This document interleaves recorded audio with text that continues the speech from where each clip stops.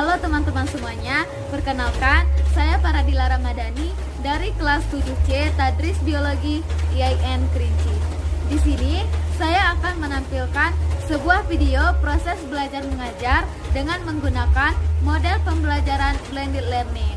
Nah, model pembelajaran blended learning ini adalah sebuah lingkungan pembelajaran dengan menyatukan pembelajaran tatap muka dengan pembelajaran online yang bertujuan untuk meningkatkan hasil belajar peserta didik. Selamat menyaksikan.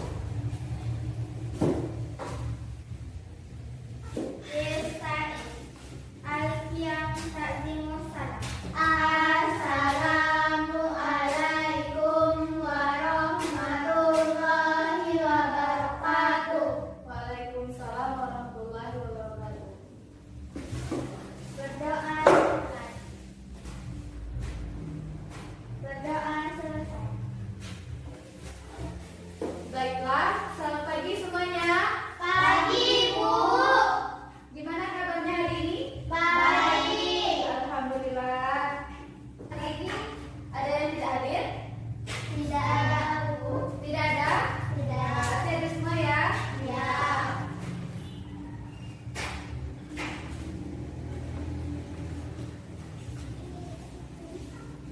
Bisa tolong tutup itu.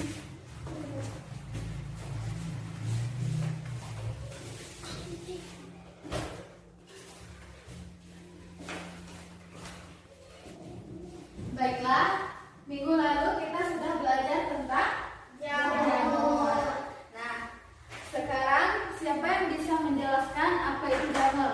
Silakan tunjuk tangannya. Saya, Bu. Coba tulisan.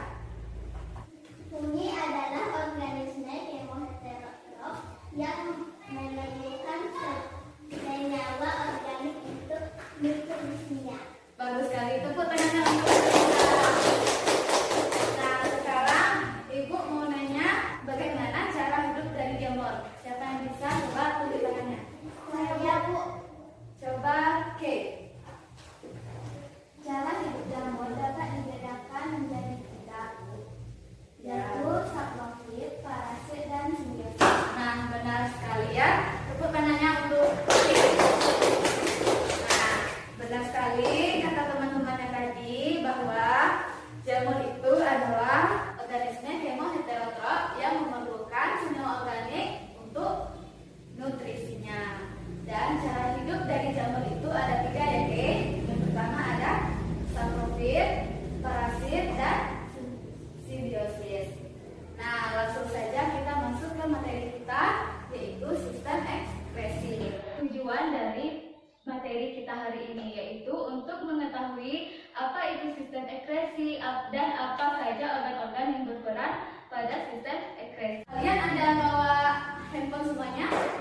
Ada? Nah, silakan keluarkan handphonenya. Sudah bergabung semua dengan kelas Ibu? Sudah? Silakan buka handphonenya. Sekarang Ibu akan membagikan dulu ya kelompok. Ini menjadi kelompok 1 dan ini menjadi kelompok 2, ya. Nah, silakan kalian buka. Itu sudah ada Ibu bagikan modul di sana. Silakan kalian baca, kalian diskusikan. Nanti akan Ibu suruh kalian maju ke depan ya untuk mempresentasikan dari hasil diskusi kalian, ya. Nah, silakan diskusikan dulu. Ibu kasih waktu 20 menit untuk kalian diskusi ya. Ya.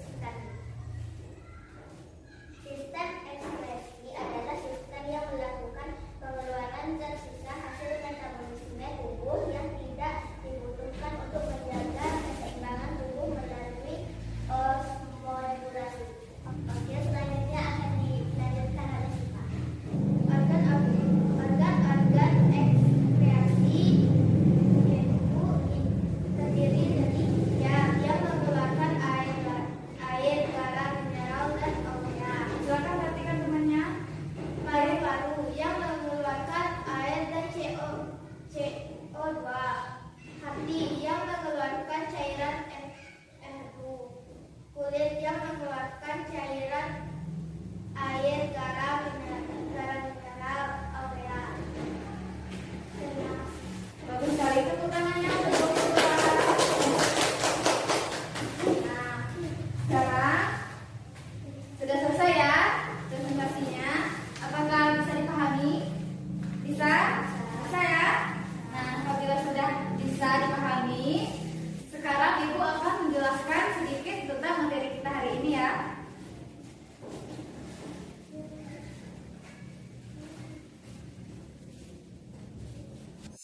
Sistem ekskresi. Sebelumnya, perlu kita ketahui bahwa pada tubuh manusia ada sesuatu yang dimasukkan seperti makanan dan minuman, dan ada juga sesuatu yang dikeluarkan. Nah, proses pengeluaran itu salah satunya adalah sistem ekskresi. Sistem ekskresi merupakan sistem organ yang berfungsi untuk mengeluarkan zat-zat sisa metabolisme yang sudah tidak dibutuhkan lagi oleh tubuh kita. Zat-zat metabolisme ini harus dikeluarkan dari dalam tubuh karena apabila tidak dikeluarkan, zat-zat sisa tersebut akan menumpuk dan dapat menimbulkan beragam penyakit. Selanjutnya, ada organ-organ sistem ekskresi, yaitu kulit, paru-paru, hati, dan ginjal.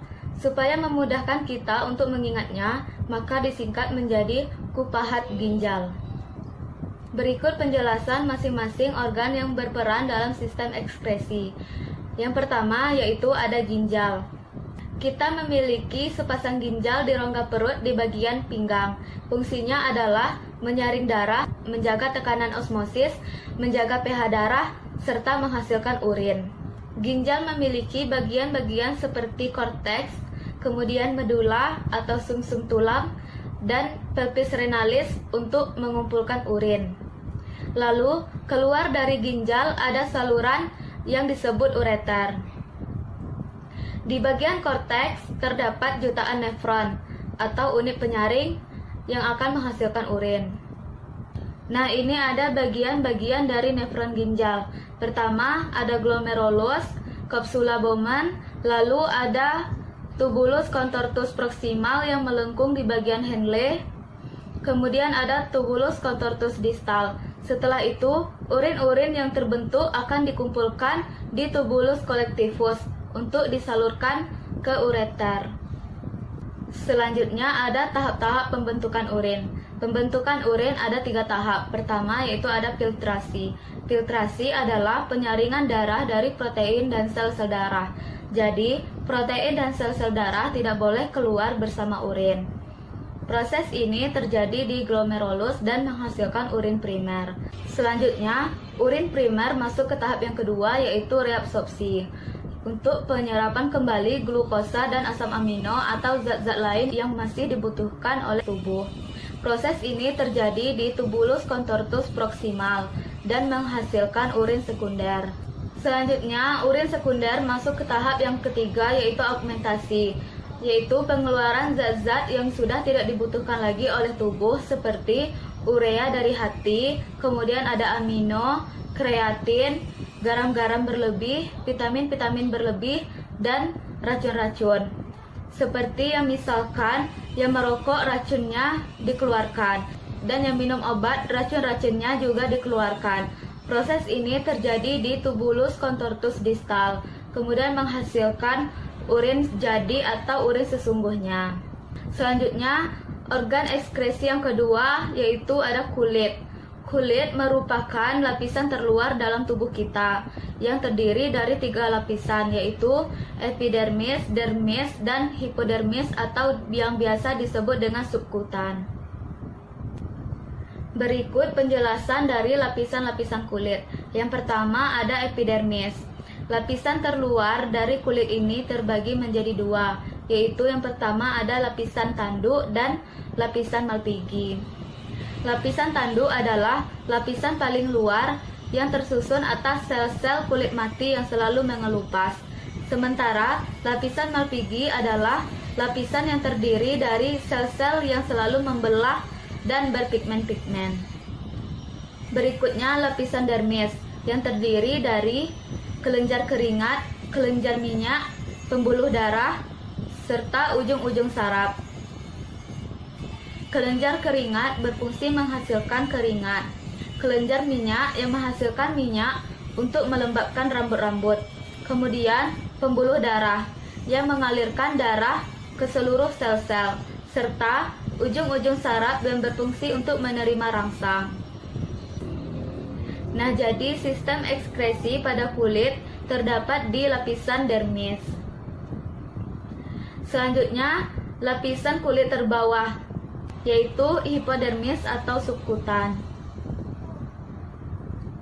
Di lapisan ini terdapat jaringan lemak atau adiposa, yang fungsinya adalah menjaga tubuh agar tetap hangat dan menyimpan cadangan makanan. Nah, fungsi kulit dalam sistem ekskresi adalah mengeluarkan keringat. Keringat sendiri berisi garam-garam, urea, dan air. Selain untuk ekskresi, pengeluaran keringat juga berfungsi untuk menjaga suhu tubuh.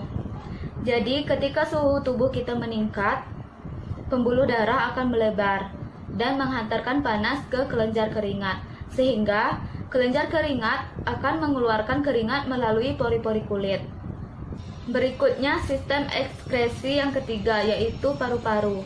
Seperti yang kita ketahui bahwa paru-paru adalah alat respirasi atau alat untuk bernapas yang berfungsi untuk menghirup oksigen. Oksigen itu kita butuhkan untuk menghasilkan energi.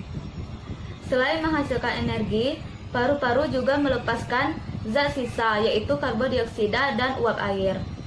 Reaksi respirasi adalah glukosa plus oksigen, kemudian akan menghasilkan karbon dioksida, uap air, serta energi. Energi akan digunakan untuk kita beraktivitas, sementara karbon dioksida dan uap air dikeluarkan oleh paru-paru. Selanjutnya, organ ekskresi yang terakhir, yaitu hati. Hati adalah kelenjar terbesar dalam tubuh kita yang memiliki banyak fungsi, seperti menawarkan racun, merombak sel-sel darah merah, merombak protein berlebih, menyimpan gula dalam bentuk glikogen, dan mengubah provitamin A menjadi vitamin A. Tetapi yang menjadi fungsi dari ekskresi hati adalah merombak sel darah merah tua dan merombak protein berlebih. Sel darah merah yang dirombak itu akan melepaskan hemoglobin. Lalu, hemoglobin dipecah menghasilkan bilirubin. Bilirubin itu sendiri akan dipecah lagi menjadi urobilin dan srekobilin. Keduanya merupakan pigmen pewarna. Kalau urobilin adalah pewarna urin dan srekobilin adalah pewarna feses, maka apapun makanan kita, urin kita tetap berwarna kuning dan feses kita tetap berwarna kuning kecoklatan. Kemudian protein-protein berlebih dalam tubuh kita akan diuraikan oleh hati membentuk urea. Urea itu akan disalurkan ke ginjal dan kulit dan dibuang bersama urin dan keringat. Selanjutnya ada gangguan pada sistem ekskresi. Yang pertama pada ginjal, yaitu batu ginjal. Batu ginjal disebabkan oleh tumpukan kalsium yang mengeras di medula ginjal. Kemudian nefritis. Nefritis merupakan peradangan nefron akibat infeksi bakteri Streptococcus. Ada juga albuminaria, di mana urin mengandung protein akibat kerusakan glomerulus sehingga filtrasi terganggu. Kemudian ada poliuria, yaitu kekurangan hormon ADH sehingga urin jadi sangat banyak. Dan hematuria, yang menyebabkan urin mengandung sel-sel darah. Orang-orang yang mengalami gagal ginjal biasanya harus melakukan hemodialisis atau cuci darah. Selanjutnya, ada gangguan sistem ekskresi pada organ lain, yaitu bisa terjadi kudis, panu, dan kurap yang disebabkan infeksi jamur. Kemudian, pneumonia yang disebabkan infeksi bakteri pneumonia di paru-paru. Kemudian ada sirosis, yaitu pembekakan hati, dan hepatitis yang disebabkan infeksi virus hepatitis di dalam hati. Lalu bagaimana cara menjaga agar organ ekskresi kita tetap sehat? yaitu dengan cara kita tidak boleh menahan buang air kecil terlalu lama, harus banyak minum air putih, menjaga kebersihan kulit, menjaga ventilasi udara untuk kesehatan paru-paru, rutin berolahraga, serta menjaga pola istirahat dan makan makanan yang bergizi. Dengan melakukan hal-hal tersebut, maka bukan hanya organ-organ ekskresi saja yang tetap terjaga sehat, tetapi juga organ-organ tubuh kita yang lainnya. Nah, itulah penjelasan dari materi kita hari ini. Nah, apakah ada yang ingin ditanyakan atau ada yang belum dimengerti? Ya, silakan Siva. Saya belum paham tahap urin. Oh, tahap urin. Nah, sebelum Ibu menjelaskan, apakah ada yang bisa menjawab pertanyaan temannya? Tidak? Tidak ya? Langsung saja Ibu yang menjelaskan. Nah, tahap-tahap pembentukan urin itu ada 3. Yang pertama yaitu filtrasi. Yang kedua ada reabsorpsi dan yang ketiga augmentasi. Nah, yang mana filtrasi ini yaitu penyaringan darah dari protein dan sel-sel darah yang menghasilkan urin primer. Nah, kemudian urin primer ini masuk ke tahap yang kedua yaitu reabsorpsi. Yang mana reabsorpsi ini yaitu penyerapan kembali zat-zat yang masih dibutuhkan oleh tubuh kita. Nah, yang urin di tahap reabsorpsi ini menghasilkan urin sekunder. Urin sekunder ini kemudian masuk ke tahap yang ketiga. Tahap yang ketiga itu yaitu augmentasi. Yang mana pada tahap augmentasi ini yaitu proses pengeluaran zat-zat sisa yang sudah tidak dibutuhkan lagi oleh tubuh kita. Nah, yang akan menghasilkan urin yang sesungguhnya. Bagaimana, Siva? Sudah bisa dipahami? Sudah ya? Nah, apakah masih ada yang ingin ditanyakan? Tidak? Tidak ada? Nah, kalau tidak ada pertanyaan, Ibu akan menyimpulkan materi kita hari ini. Yang mana? Yang pertama, sistem ekskresi itu adalah sistem organ yang berfungsi untuk mengeluarkan zat sisa metabolisme. Selanjutnya, organ-organ pada sistem ekskresi. Organ-organ sistem ekskresi ini ada 4, yaitu ginjal, kulit, hati, dan paru-paru. Supaya kita mudah untuk mengingatnya, maka disingkat menjadi ginjal pahat. Nah, selanjutnya yang terakhir, pada tahap pembentukan urin itu ada 3, yang seperti Ibu jelaskan tadi bahwa ada filtrasi, reabsorpsi, dan augmentasi. Nah, itulah kesimpulan dari materi kita hari ini. Apabila tidak ada pertanyaan lagi, sekarang kita akan melakukan kuis ya.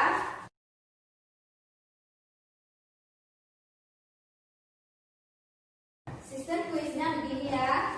Ibu sudah membuatkan soal dalam bentuk lotre gini. Lotre ya? Ya. Jadi kalian maju ke depan satu-satu ke meja Ibu untuk mengambil soalnya. Ya. Sekarang Ibu mulai kuisnya ya. Langsung saja ya. Pertama, silakan kepada Hafizah.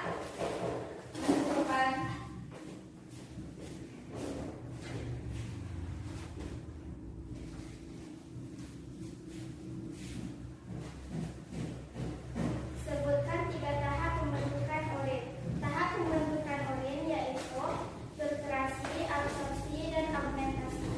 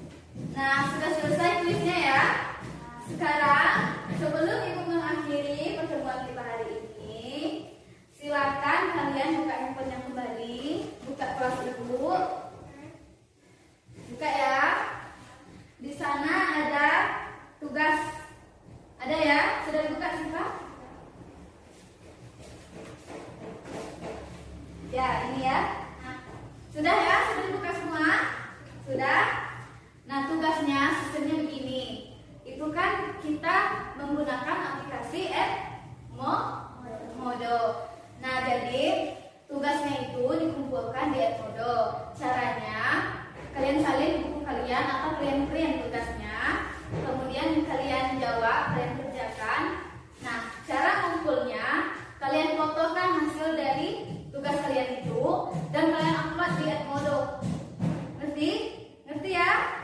Nah, ada pertanyaan sebelum ibu nutup? Tidak. Tidak ada? Lalu, Ayo, oke, silakan. Bu, ngumpulnya kapan? Untuk mengumpulnya, terakhir ibu tunggu di pertemuan minggu depan sebelum jam pelajaran ibu, ya. Apakah masih ada yang ditanyakan? Tidak. Tidak? Tidak? Tidak ya? Berarti ibu anggap kalian sudah mengerti semuanya. Dan ibu akhiri pertemuan kita hari ini. Sampai ketemu minggu depan. Wassalamualaikum warahmatullahi wabarakatuh. Waalaikumsalam warahmatullahi wabarakatuh.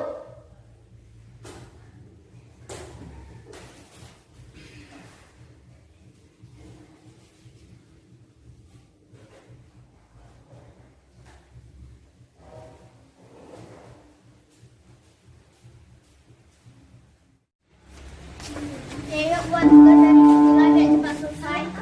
Biarlah kita buat tugas di kantin deh.